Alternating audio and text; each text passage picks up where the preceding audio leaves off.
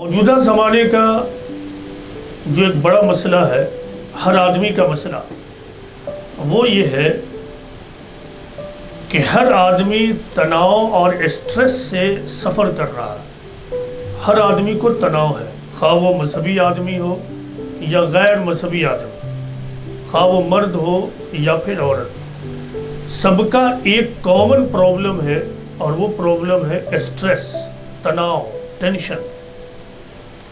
اب سوال یہ ہے کہ اس اسٹریس اور تناؤ سے اپنے آپ کو کیسے بچائیں، چونکہ آپ اسٹریس اور تناؤ کو ختم نہیں کر سکتے ہیں۔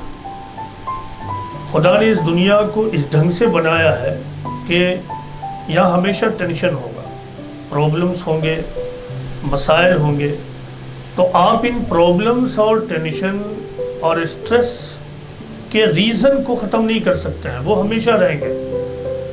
جو ہم کر سکتے ہیں وہ یہ کہ ہم اپنے تھاٹ پروسیس کو اس طرح مینیج کریں کہ ہماری زندگی اسٹریس اور تناؤ میں آ کر ضائع نہ ہو جائے، ویسٹ نہ ہو جائے۔ اس سلسلے میں نے قرآن و حدیث سے 7 پوائنٹس نوٹ کیے ہیں، 7 پوائنٹس، جس کو میں کوشش کروں گا کہ مختصراً آپ کے سامنے پیش کروں۔ دیکھیے، کسی نے کہا ہے کہ زندگی ایک فن ہے، life is an art, one who learns the art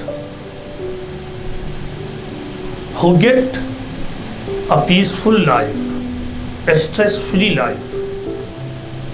یعنی زندگی ایک فن ہے، جو آدمی اس فن کو جان لے تو پھر وہ اپنی زندگی کو تناؤ مکت، اسٹریس فری اور کامیاب زندگی بنا سکتا ہے۔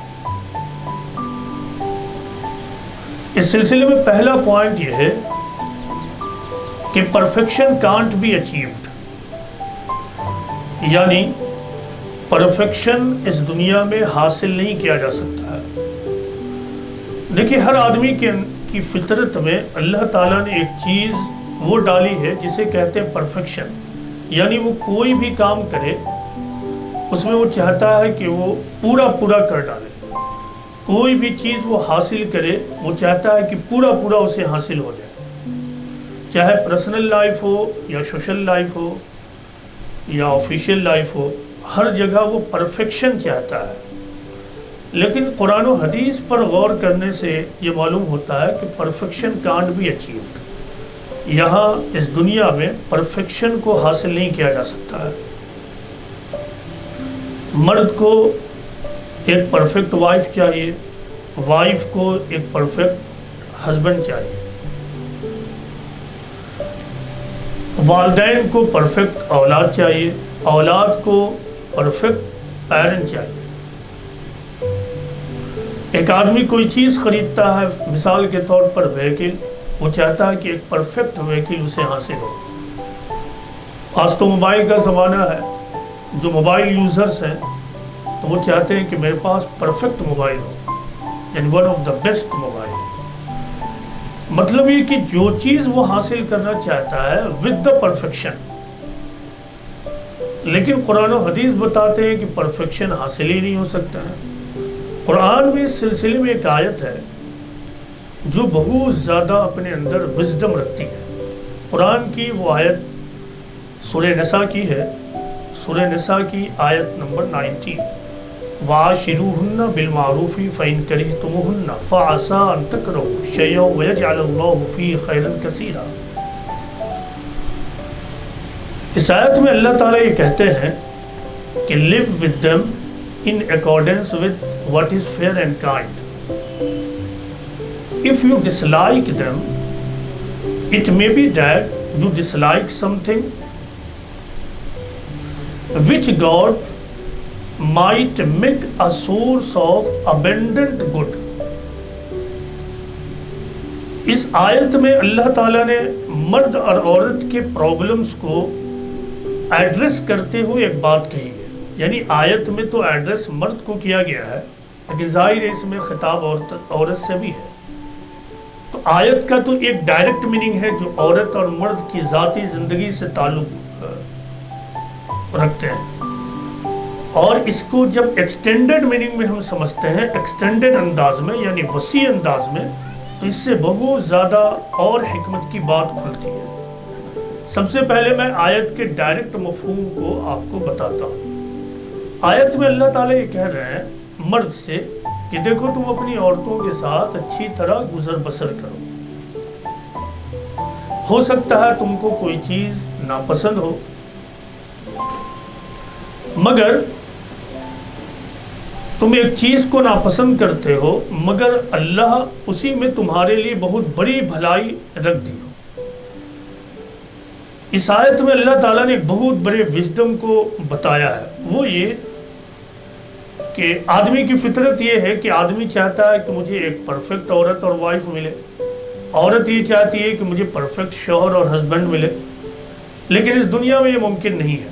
لہذا جب بھی ایک عورت اور ایک مرد نکاح کے ذریعہ ملیں گے تو پھر ان کو کہیں نہ کہیں کچھ کمی کا احساس ہوگا، مرد کو بھی اور عورت کو بھی. اٹ از بٹ نیچرل، یہ سب کو ہوگا، یہ کسی ایک کا کیس نہیں ہوگا، یہ سب کے ساتھ ہوگا.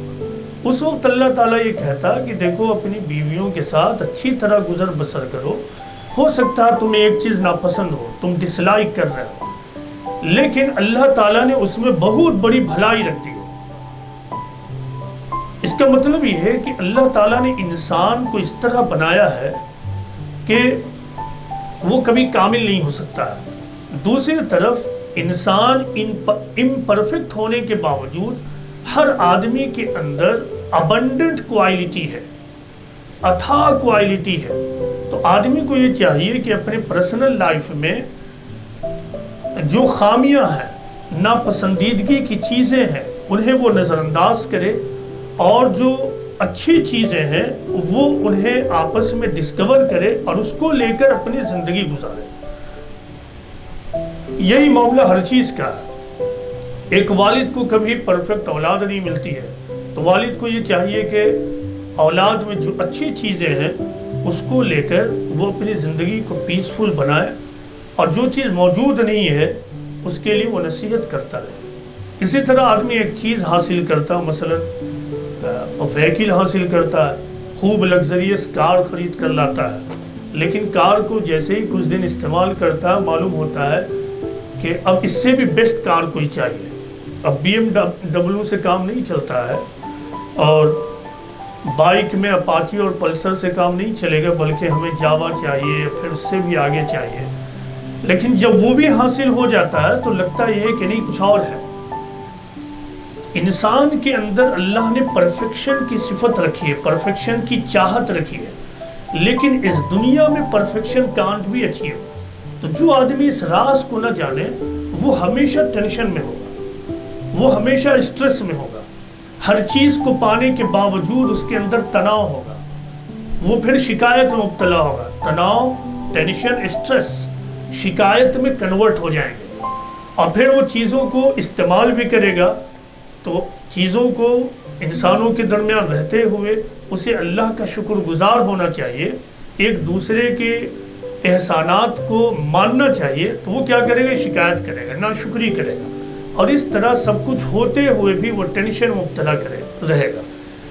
شوہر کو بیوی ہوگی پھر بھی ٹینشن، بیوی کو شوہر ہوگا پھر بھی ٹینشن، اس کو رہنے کے لیے مکان ہو گیا پھر بھی ٹینشن، چلنے کے لیے سواریاں موجود ہے پھر بھی ٹینشن، پہلے 100 روپیہ تھا اب 1000 ہو گیا پھر بھی ٹینشن. اس ٹینشن کو ختم کیجیے اور اس فن کو جانیے کہ یہاں کبھی بھی آپ کی چاہت کی تکمیل نہیں ہوگی. آپ کے ڈیزائرز اس دنیا میں مکمل ہونے کے لیے نہیں ہے، بلکہ آپ کے ڈیزائرز اور آپ کے خواہشات آخرت کے دن مکمل ہوں گے.